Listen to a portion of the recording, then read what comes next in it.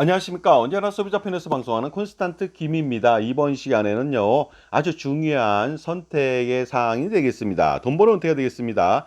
제가 국민연금 굉장히 좋다고 말했습니다. 그런데 국민연금을요, 그 추납도 해야 되고, 가장 최고 보험료로 임의 계속 가입도 하고, 임의 가입도 하고, 무소득 배우자도 많이 가입하고요.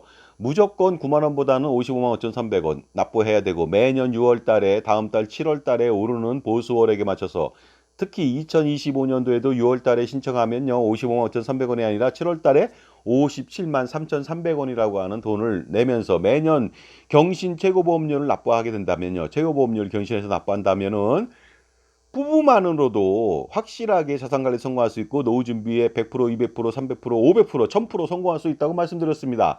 그러니 무조건 1순위는 국민연금이죠. 가족 모두입니다. 부부, 아이들, 할아버지, 할머니 다 포함해서요. 그 사람들이 먼저 국민연금을 가입합니다. 1인당 55만 5,300원이고 올라봤자 조금이죠. 부부라 봤자 111만 원입니다. 물론 많으면 많고 적으면 적지만요. 돈 많은 사람은요. 오히려 1,100만 원 내고 싶은데 못 내는 것이 한스럽죠.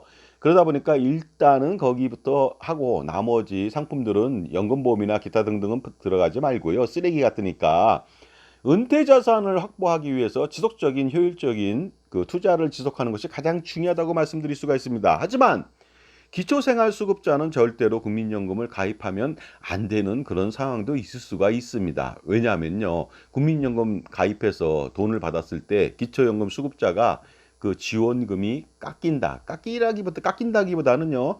그 국민연금에 관련된 금액을 빼고 공제하고 나머지만 지급하니까 어떻게 보면 속된 말로 헛부역이 될 수 있다는 것이 되겠습니다.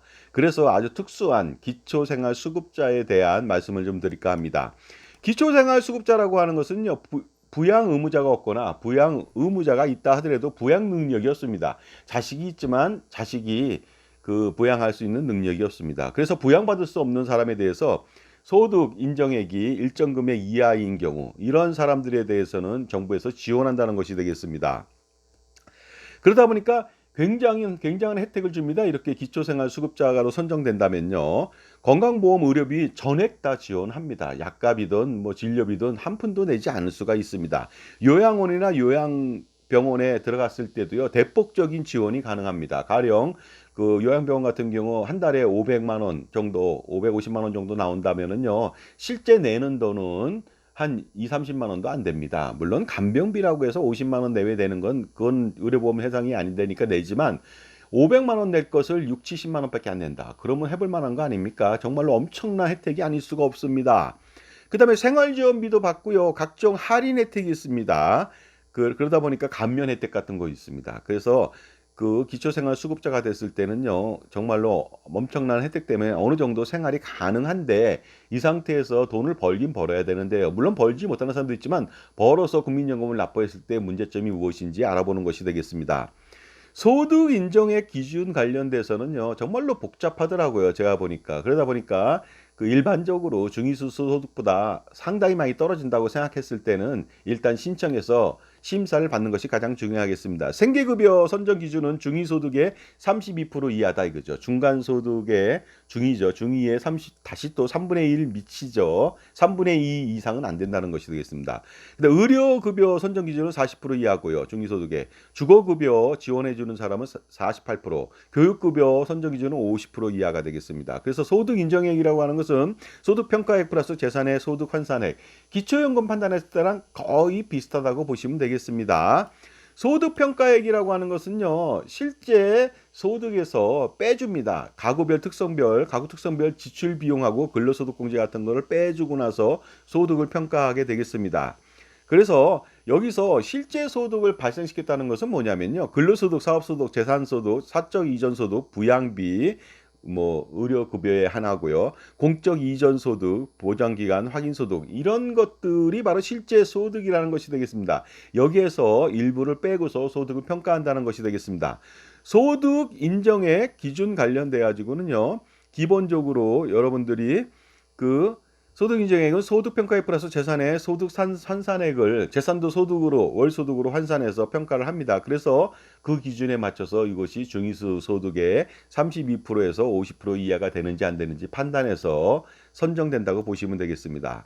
자, 그래서요. 기본적으로 재산에 대해서 소득은 그렇게 볼 수 있고 재산에 대해서는요. 소득 환산액이 일반 금융자산의 종류별 가액에서 기본 재산액이라고 하는 공제액을 빼주고 부채액을 빼줍니다. 그다음에 자동차 자산가액을 더해주고 재산별 종류별 재산의 종류별 소득 환산율이라는 게 있습니다. 무조건 100% 잡아주진 않죠. 그래서 계산을 합니다. 대단히 복잡하다고 말씀드릴 수가 있습니다. 보시는 바와 같지요. 일반 재산에 대해서는 공제해 주는 게 있습니다. 서울은 9,900만 원, 경기는 8천만 원 정도 되고요. 소득 환산율 알아보도록 하겠습니다.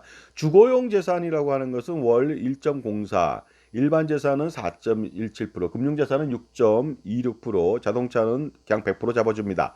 자, 그러다 보니까 이게 대단히 복잡하잖아요. 그래서 일반적으로 중위소 소득보다 좀 낮다고 생각한다면 신청을 해서 그 심사를 통해서 확인해 보시기 바랍니다. 나머지는 참조해 보시기 바랍니다. 그다음에 부양 능력 판정 기준도 있죠. 과연 그 자녀들이 부양하는 사람이 부양 능력이 없다면은 기초생활수급자로 선정될 수 있는데 부양할 수 있는지 없는지를 판단하는 것이 되겠습니다. 그래서 A와 B 값을 가지고서 판단을 합니다. 그래서 부양 능력이 없는 사람들이 있습니다. 그랬을 때 기준들을 좀 참조해 보시고요. 그러니까 완전히 사고무친이죠. 이 아버지 어머니를 부양할 수가 없다. 전혀 부양할 수가 없다. 본인도 살기 어렵다 이거죠.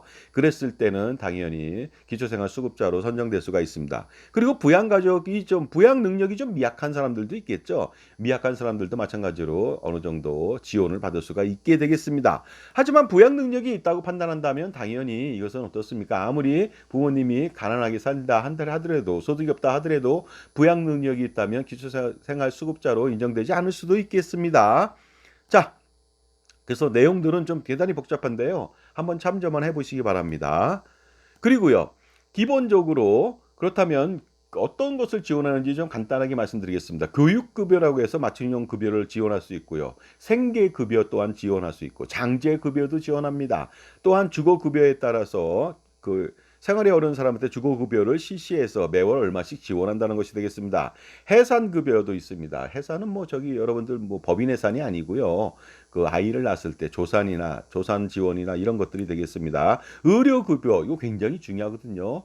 의료비, 진단비하고 진료비 그리고 그 뭡니까 약제비 한 푼도 들어가지 않습니다. 자 그렇다면요. 그 소비자만을 위한 방송 시작해 보도록 하겠습니다. 서두가 너무 길었죠. 왜냐하면 너무나 기초생활수급자에 대한 내용이 너무나 복잡하기 때문에 그렇습니다. 오픈 스타트 꼬망송 이슈니 하지마리 마시오 하겠습니다. 자 그렇다면요. 소득과 관련된 것들은 다시 한번 리뷰를 해보겠습니다. 기초연금하고 비슷하거든요. 이자 배당 소득에 대해서는요. 합산을 하죠. 한데 이때 비과세, 분리과세, 세금 우대 이것 전부 다 세전 금액으로 합산합니다. 사업소득은 필요경비를 빼죠. 기타 소득도 필요경비를 빼줍니다. 이래서 월소득을 평가하게 됩니다. 근로소득 같은 경우에도 뭐 비과세 소득은 빼줍니다. 그런데 근로소득공제 차감 전에 총급여를 가지고 판단합니다. 그러니까 비과세 소득만 빼주지 나머지 전체 소득을 잡아준다는 것이 되겠습니다. 그 다음에 공적연금에 대해서는요. 국민연금, 공무원연금, 군인연금, 사학연금, 별정우체국연금 전부 다 어떻습니까? 총연금 수령액으로 빼줍니다. 그러니까 그걸 반영한다는 거죠. 그 소득인정액으로 반영합니다. 연금소득공제 차감 전에 총수령액이 되겠습니다. 그 다음에 더 중요한 거 말씀드리겠습니다. 비과세 소득이든 과세 소득 관계없이 무조건 다 합산합니다. 국민연금이나 그 4대 공적연금 같은 경우에는요. 2002년도 전까지 2001년도까지는 소득공제를 받지 않았기 때문에 전액 다 비과세입니다. 2002년도 이후도 무소득 배우자 같은 경우 임의가입자 같은 경우 소득 신고한다면 당연히 소득세는 세금이 없습니다. 그럼에도 불구하고 과세든 비과세 관계없이 전체 총수령액을 가지고서 그 소득 인정액으로 판단하니까 주의할 필요가 있습니다. 그 다음에 민간연금소득이라는 게 있습니다. 민간저축보험 같은 경우 받는 거 있죠. 연금저축, 퇴직연금, 비과세연금이라고 하는 거. 이 모든 것들 정기적으로 발생하는 이 소득에 대해서 연금소득에 대해서 비록 비과세연금보험이라 할지라도 소득인정액으로 잡아서 기본적으로 그 지원 금액을 공제해 주든다든가 아니면 예를 들어서 지원 금액이 120만 원인데 그 비과세 연금 소득이 80만 원 있다. 그럼 80만 원 빼주고 40만 원만 준다는 거 아닙니까? 아니면 소득 인정액이 많아졌다. 그러면 기초생활수급자 지원 대상에서 탈락될 수가 있다는 것이 되겠습니다. 그러니 기초연금을 받는다면 지원 금액에서 탈락되는 것은 당연합니다. 그러다 보니까 국민연금을 받아도 마찬가지가 되겠습니다. 금액이 많다면 그렇다는 거죠. 근데 웬만하면 어느 정도 된다면은요. 그 어느 정도만 받더라도 차감해서 주고 금액이 어느 정도 이상이 된다면 아예 기초생활수급자가 안 될 수가 있으니까 어떻습니까? 기초연금 관련돼서는 얼마 안 돼서 그것은 뭐 차감하고 주겠지만 국민연금은 좀 더 많다면은 그 차감 금액이 많아지고 또 그다음에 지원 대상에서 아예 영원히 그 선정되지 못하는 비율을 맞이할 수도 있습니다. 그다음에 연금보험 연금액을 받는다는 것도 마찬가지로 똑같이 지원 금액에서 제외되거나 아니면 지원 대상에서 탈락될 수가 있다는 것이 되겠습니다. 자, 그러다 보니까 좀 아쉬운 점이 있습니다. 기초생활수급자는 일을 하면 안 된다. 소득이 발생되면 안 된다. 자립해서 성공하면 안 된다. 이런 생각을 가지고 있는 사람들이 많이 있을 수 있습니다. 그러나 기초생활수급자가 자립을 해서 정상적으로 살아가는 거, 그래서 기초생활수급 대상에서 빠지는 것은 행복이 아닐 수가 없겠죠. 하지만 거기서 약간의 소득을 발생시키려고 할 경우에는 편법을 쓸 수도 있겠죠. 아니면 자기 명의로 받지 않는다든가 아니면은요 일부러 일할 수 있는데도 불구하고 일하지 않는 그러한 말도 안 되는 나태를 야기시킬 수도 있다는 거, 그것이 가장 큰 문제가 아닐 수가 없습니다. 그러다 보니까 기초 생활수급자가 저는 이렇게 생각합니다. 국민연금을 최대한 많이 내라고 하지만은요 금액이 얼마 안 되는 사람이 기초 국민연금을 더 조금 더 넣으려고 소위 말해서 속된 말로 아둥바둥 한다. 그래봤자 소용이 없다는 생각이 들다 보니까 이런 방송을 하게 된 것이 되겠습니다.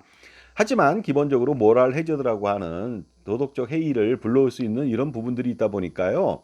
자신의 힘으로 노력해서 국민연금을 받는 것이 가장 중요합니다만은 어쨌든 간에 기초생활 수급자로 선정이 됐다면은 그 제가 콘스탄트 김의 국민연금 납입 강화 전략은 일부 수행하지 않을 수도 있는 그런 것이 되겠습니다. 물론 수행해서 부부가 400, 500 받는다면 기초생활 수급자에서 탈락되고 그다음에 정상적으로 당당하게 노후 생활을 영위할 수 있지만요. 그렇지 못한 부분들 월 뭐 7만 원, 8만 원밖에 못 낸다. 9만 원밖에 못 낸다. 이랬을 때는 오히려 국민연금 납부가 이분들한테는 독이 될 수도 있다는 거 말씀을 드리겠습니다. 감사합니다.